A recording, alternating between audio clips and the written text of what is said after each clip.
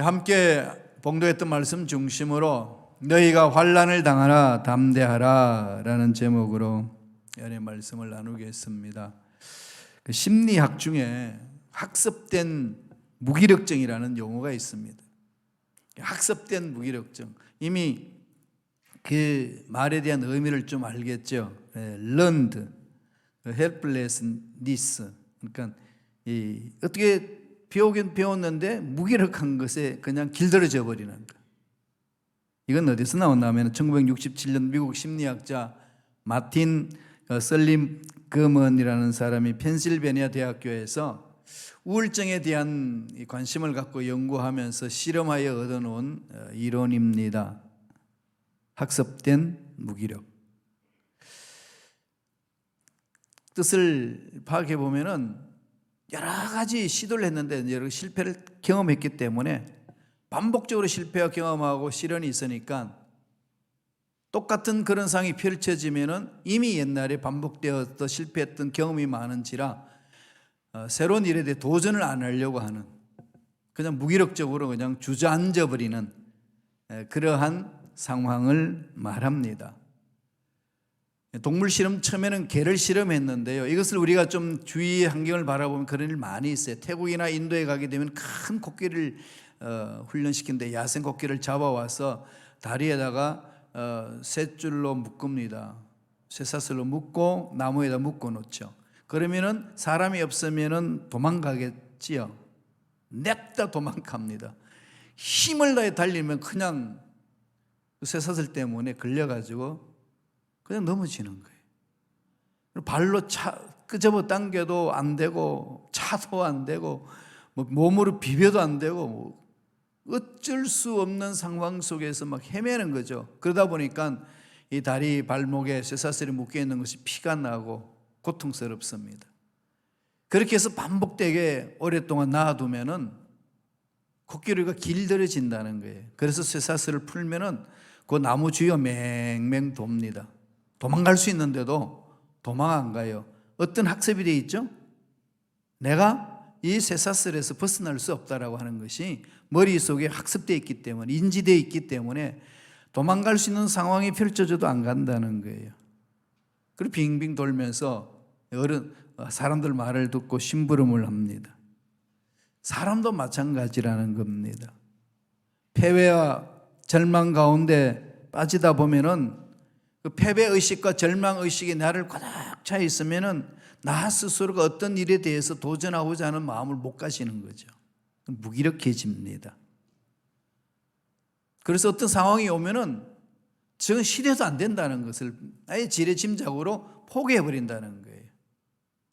신앙생활도 이와 마찬가지일 수 있습니다. 기도 열심히 했는데, 나름대로 기도 열심히 하고 매달렸는데 기도에 매달린 것에 대한 응답이 없어요.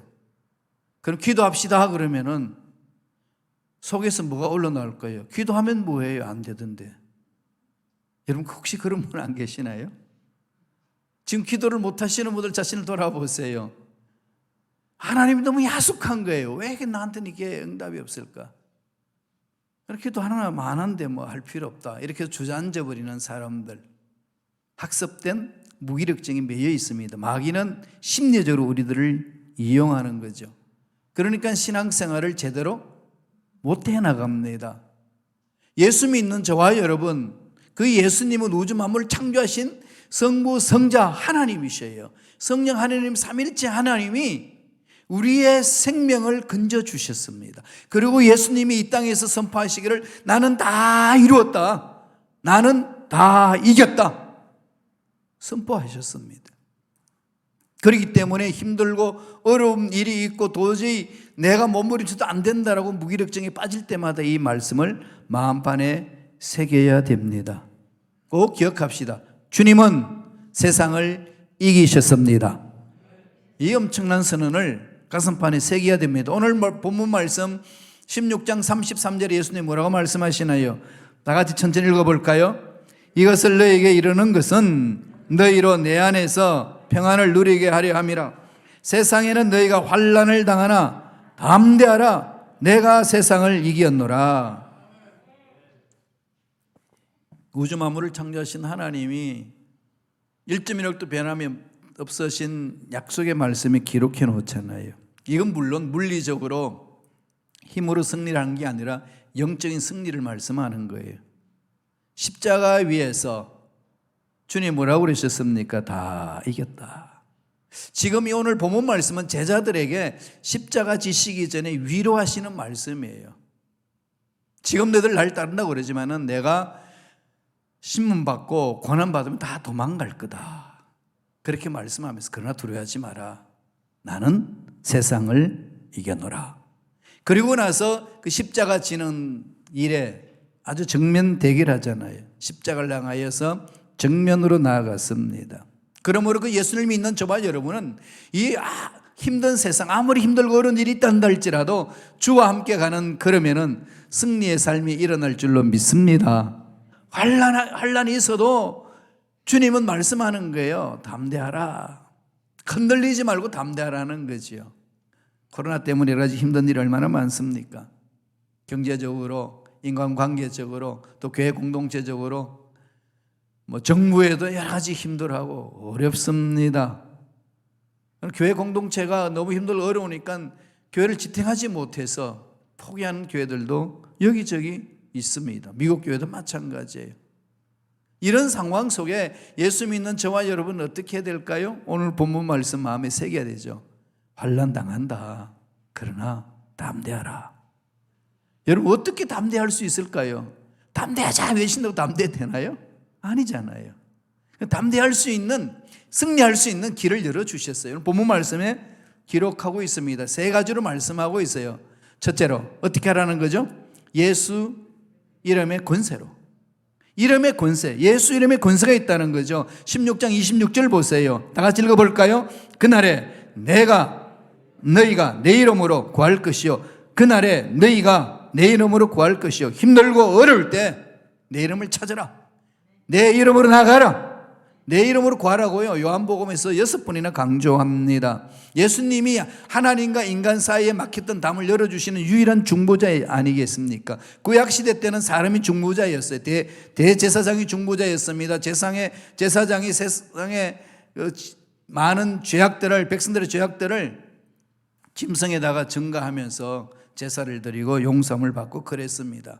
그러나 그 대제사장은 다 사라집니다. 그리고 짐승은 죄를 지을 때마다 잡아야 됩니다. 그러나 우리 예수님은 영원토록 함께 하시는 대제사장으로서 우리의 모든 죄를 씻어주시고 하나님 품으로 인도해 주시는 분이십니다. 그분을 바라보는 자에게 그런 은혜를 맛볼 수 있다는 거예요. 그래서 저와 여러분들은 날마다 예수로 인하여서 승리할 수 있다. 잊지 마셔야 돼요. 예수 그리스도 이름에는 그런 권세가 있습니다. 베드로가 성전으로 기도하러 갈 때에 성령 충만 받고 어떤 현상을 체험합니까? 성전의 미문이 뭐죠?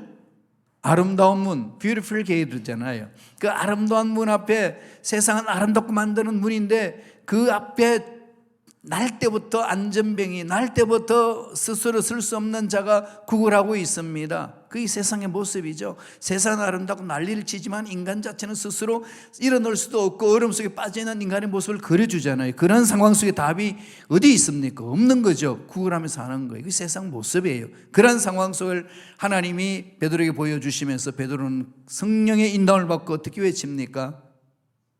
내게 은과 금은 없지만은, 네가 원하는 것, 세상이 원하는 것, 그게 나에게 없지만은, 그러나 내가 가진 거 있다. 우리 교회 공동체가 가진 거 있다. 바로 예수 그리스도의 이름의 권세다. 예수 이름으로 명하노 일어나 걸어라. 이건 어마어마한 선언 아니겠어요? 이게 왜 베드로만 할 수가 있습니까? 예수 믿는 저와 여러분들도 그 권세를 누릴 수 있는 특권이 있습니다. 그걸 외치셔야 돼요. 예수님도 귀신을 쫓아낼 때, 병을 고칠 때, 죄사함을 받을 때 예수 이름으로 다 행하지 않으셨습니까? 그러므로 기도할 때 제일 마지막에 누구 이름으로 기도합니까? 예수님 이름으로 하죠. 달러 100불로 기도합니다. 그러나요? 돈의 이름으로 기도하지도 않고 사람 이름으로 기도하지 않고 예수님 이름으로 기도하는 거죠. 왜 그럴까요? 예수 그리스도 이름에는 권세가 있기 때문에. 이걸 마음판에 새겨야 되고 자녀들에게 대대로 물려주셔야 됩니다. 그러면 그들이 어디에 있든지 있는 그 장소에서 예수 그리스도 이름으로 악한 영들과 싸우면서 승리할 수 있습니다. 사도 바울도 그랬죠. 골로새서 3장 17절 보실까요? 사도 바울은 뭐라고 이야기합니까? 읽겠습니다. 또 무엇을 하든지 말에나 일에나 다 주 예수의 이름으로 하고 그를 힘입어 하나님 아버지께 감사하라. 무슨 말 무슨 일 상관없다. 예수 이름의 권세로 하라. 예수 그리스도 이름의 권세로 하라. 이름으로 하면 다 되는 거예요. 그 이름에는 힘이 있고 능력이 있습니다. 요한복음 14장 14절에는 주님이 말씀하시기를 내 이름으로 무엇이든지 내게 구하면 내가 시행하리라. 이름에는 그분의 성품이고 그분의 인격이고 그분의 능력을 말합니다. 누구의 이름으로 가느냐? 다른 거 아니겠어요? 예수 이름으로 가게 되면은 우주 만물을 창조하신 능력이 우리의 삶을 지배하고 그 문제를 지배하기 때문에 우리의 어려운 문제를 풀어주시고 문제를 해결해 주시는 역사가 일어난다고 성서는 가르쳐 주고 있습니다. 그 권세, 그냥 성경 속에 있는 권세다 그러지 말고요. 목사님이 외칠 때마다 나오는 권세다 그러지 마시고 내가 예수 믿음으로 내 인생의 문제 예수 그리스도의 이름의 권세를 가지고 명하면서 승리하는 삶을 살겠습니다. 주여 역사하여 주시옵소서. 그렇게 선포하며 가라는 말씀입니다. 힘들고 어려울 때마다 더 이상 안 됩니다 하지 마시고요. 예수 그리스도 이름의 권세를 날마다 마음판에 새기고 선포하며 나아가므로 승리하는 저와 여러분 되시기를 축원합니다. 두 번째, 무슨 힘으로 하라는 것이 어떻게 담대할 수 있나요? 하나님의 사랑의 힘으로. 사랑의 힘으로 하는 거예요. 주님 뭐라고 말씀하시나요? 요한복음 16장 27절 다 같이 보실까요? 이는 너희가 나를 사랑하고 또 내가 하나님께로부터 온 줄 믿었으므로 아버지께서 친히 너희를 사랑하심이라. 하나님의 사랑의 힘으로 산다는 거죠. 여러분 주일날 예배 왔어요. 왜 오셨어요? 김 목사가 불쌍해서 오셨어요? 아니면은 옆에 있는 우리 교우들 보시기 위해서 오셨어요? 요새는 공동 식사도 없어서 빵 드리는데 빵 드시러 오셨나요? 아니면 주일날 안 오면은 주일날 오지 않고 바깥에 나갔다가는 다리 몽둥이가 부지러질 것 같고 차 사고 날 것 같아서 오나요? 그런 건 다 미신입니다. 신앙 아니에요. 아닙니다. 왜 그럴까요? 주님이 바리새인들에게 책망한 거 보세요. 바리새인들 죄를 지었나요? 바리새인들 죄 안 지었어요.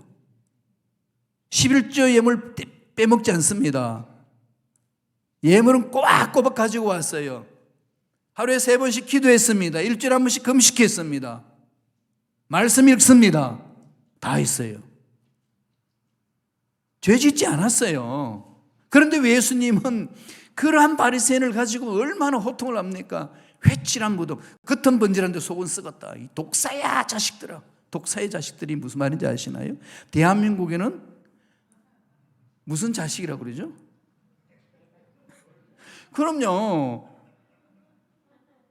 유대인들에게는 이 사탄을 유혹이 뱀의 유혹이 있었기 때문에 사탄아 자식.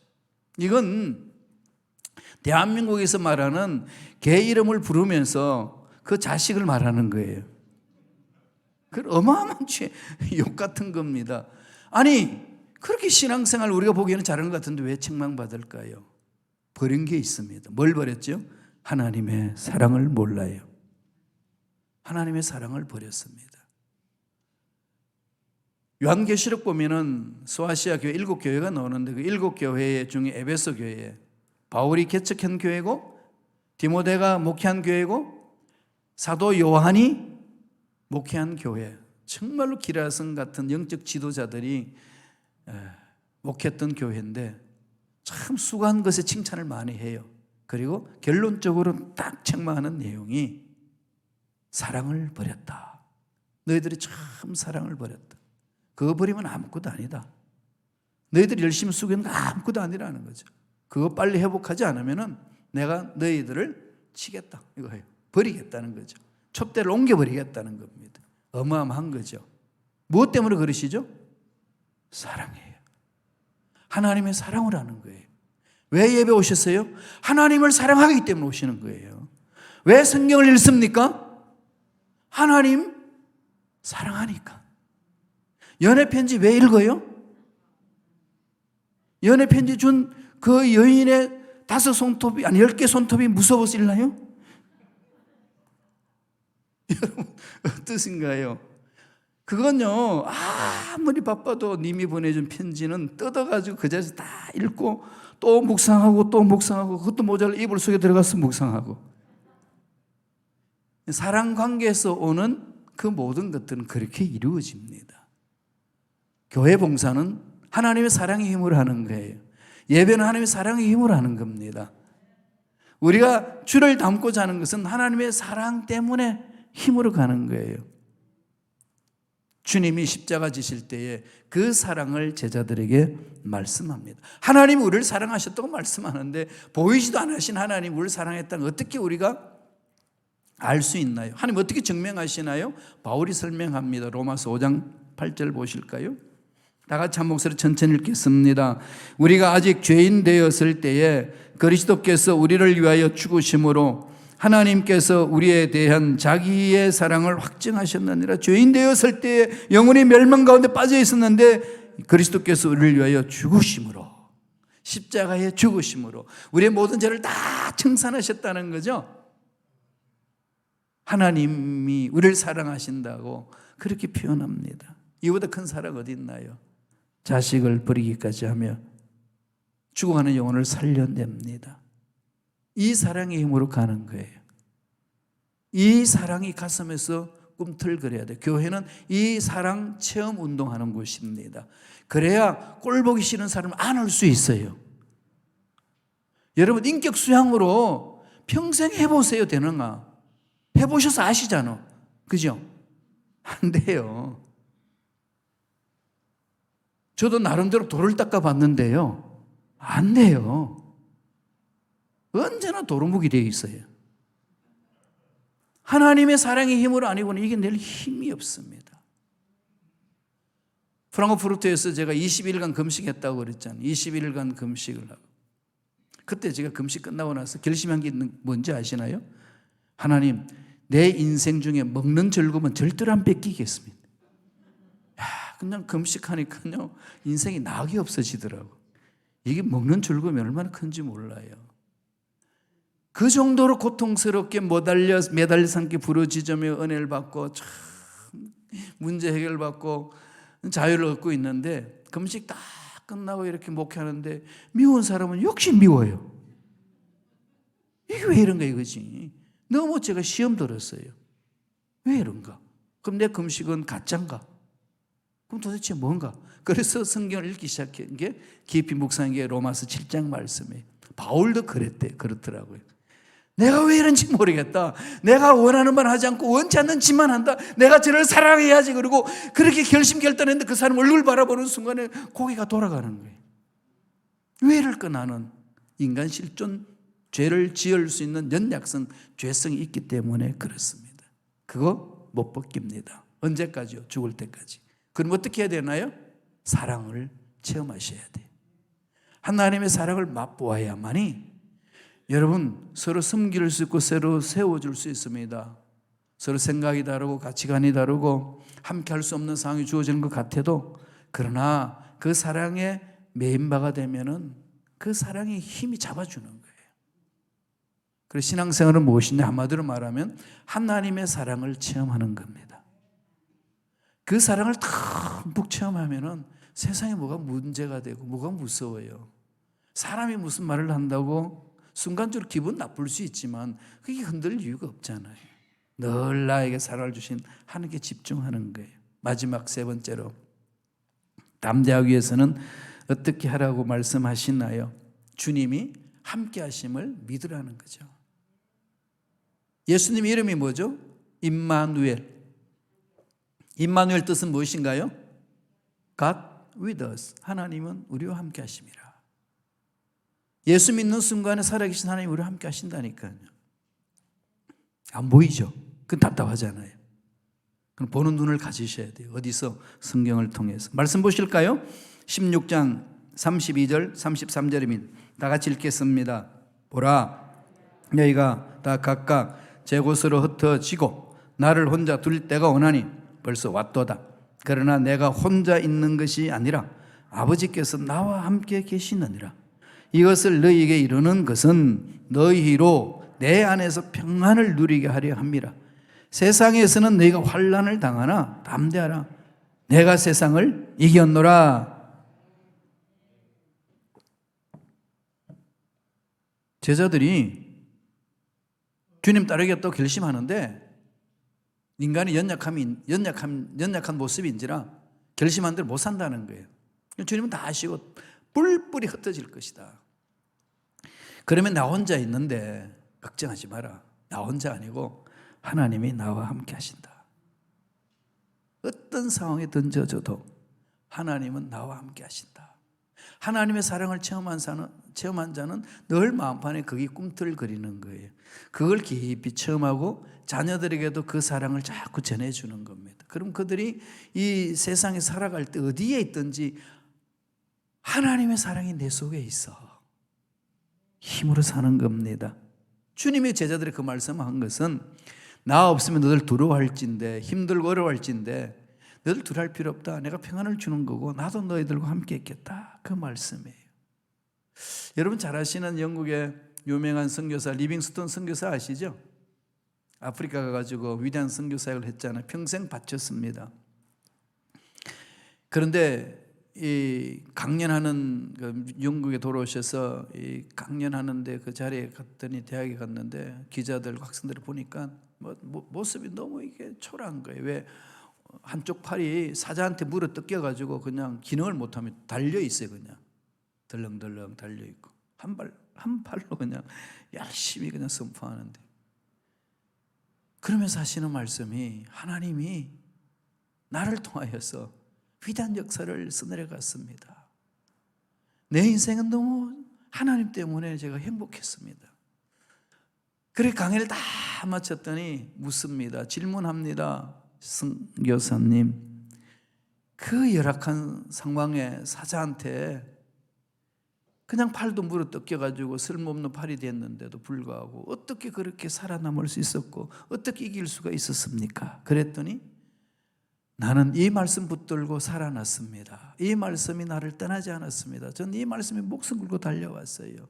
그래서 그 어려운 상황 속에 이겨냈습니다. 라고 하면서 말씀을 줬어요. 마태복음 28장 20절입니다. 읽어볼까요? 다 같이. 내가 너에게 분부한 모든 것을 가르치게 하라. 볼지어다 내가 세상 끝날까지 너희와 항상 함께 있으리라 하시니라. 예수님이 부활하시고 승천하시기 전에 제자들에게 마지막으로 남긴 말이잖아요. 마지막으로 남기고 승천하셨는데 마지막 말 무슨 말? 유언이에요. 유언. 여러분 유언에 대해서 잘 알죠? 제가 일전에 말씀드렸었는데 우리가 초등학교 때에 배운 도덕책의 청개구리 이야기 너무 잘 알잖아요. 청개구리는 산으로 가라고 하면 늘 강가로 갔고 강가로 가면 산으로 갔고 그걸 늘 반대로 하는 거예요. 이게 이 청개구리가. 그러니까 엄마가 죽으면서 양지 곁에 묻히고 싶은데 내가 야 양진역에 좀 묻혀주라 그러면 꼭 물가에 심을 것 같으니까 야 내 죽으면은 물가에다가 묻어달라고. 그랬더니 청개구리가 평생 말 안 듣다가 엄마가 마지막 말을 하니까 그 말은 내가 지켜드려야지. 그래서 물가에 심어놨더니 비만 오면 개구리는 개굴 엄마 무덤 떠내려간다고 울고 있다고 그러잖아요. 그 얘기 무슨 메시지인가요? 유언은 지키는 것이 인간의 도리다. 그걸 말하잖아요. 세상도 그러고 있는데 영원히 죽었던 나를 자기가 죽어가면서 살려주신 하나님의 생명을 주신 하나님의 은혜, 예수 그리스도의 그 놀라운 은혜와 사랑을 체험한 우리들이 그분이 마지막으로 남긴 이 유언 여러분 어떻게 해야 되나요? 붙들어야죠. 당연한 거 아니겠어요? 모든 것을 가르쳐 지키게 하라. 말씀을 전하고 말씀대로 살려고 몸부림치고 볼지어다 내가 세상 끝날까지 너희와 항상 함께 있으리라. 약속 줄 수 있습니다. 그럼 지금 함께 계시는 거예요. 여기 믿음이 있는 곳에 함께 계시는 겁니다. 그래서 그 신앙을 무슨 신앙으로 그랬죠? 라틴어로 코람데오, 하나님 면전에 있는 신앙 잊지 맙시다. 하나님 면전에 있는 신앙. 그러면은 하나님이 우리를, 우주 만물 창조한 하나님이 우리와 함께 하시니까 우리 마음에 뭐가 있겠어요? 평안이 있습니다. 코로나19 사태에 힘들고 어렵고, 요새 사람들 만날 때마다 근데 기침만 놓으면 오미크론 걸린 거 아니야? 의심하게 되고 답답해하고 꼭 병균 쳐다보듯이 보지 않나요? 인간관계가 다 단절되는 이때에 하나님은 두려워하지 말라. 내가 너와 함께 함이니라 말씀합니다. 그 말씀으로 셈 얻으시기를 바랍니다. 예수님은 십자가에 못 박혀 돌아가실 때에 마지막으로 남긴 말씀이 있으시죠? 이 말씀 외우셔야 돼요. 요한복음 19장 30절 다 같이 읽겠습니다. 예수께서 신 포도주를 받으신 후에 이르시되 다 이루었다 하시고 머리를 숙이시니 영혼이 떠나가시니라. 다 이루었다. 이 완료형이거든요. It is finished. 다 이루어졌다. 하나님에 의해서 다 이루어졌다. 끝난 거예요. 애들 말대로 끝내준 거예요. 예수님이 끝내주잖아요. 인생의 문제 예수님이 끝내줍니다. 두려울 필요 없어요. 교회 공동체 어려운 문제 예수님이 끝내줘요. 이미 다 끝내주신 거예요. 믿고 가면 되는 거예요. 두려워하지 맙시다. 전후좌우에 있는 사람을 향하여서 서로 그냥 얼굴 붉힐 필요 없어요. 하나님이 다 끝내주신 건데 그냥 믿음으로 가면 됩니다. 하나님 함께 하시는 주를 바라볼 때 내 마음에 평안이 있는 것이고, 평안이 있을 때 우리 삶에는 기쁨과 즐거움이 넘쳐나는 것 아니겠습니까? 그러니까 두려워하지 마시고 늘 달려가시는 저와 여러분 되시길 바랍니다. 미국의 실업가들이, 성공한 사람들이 늘 외치는 3C가 있습니다. 3C, chance, take chance, choice, take choice, challenge, take challenge. 기회를 포착하고 선택을 바로 하고 도전하라는 거죠. 달려가십시다. 주저앉지 말고 학습된 무기력증에 빠지지 마시고 예수님이 말씀하신 대로 담대히 일어서서 달려감으로 어렵고 힘든 부분들을 정말로 종집을 찍어버리는 믿음의 일꾼들 되시길 간절히 축원드립니다. 기도하겠습니다. 하나님 감사합니다. 오늘도 우리에게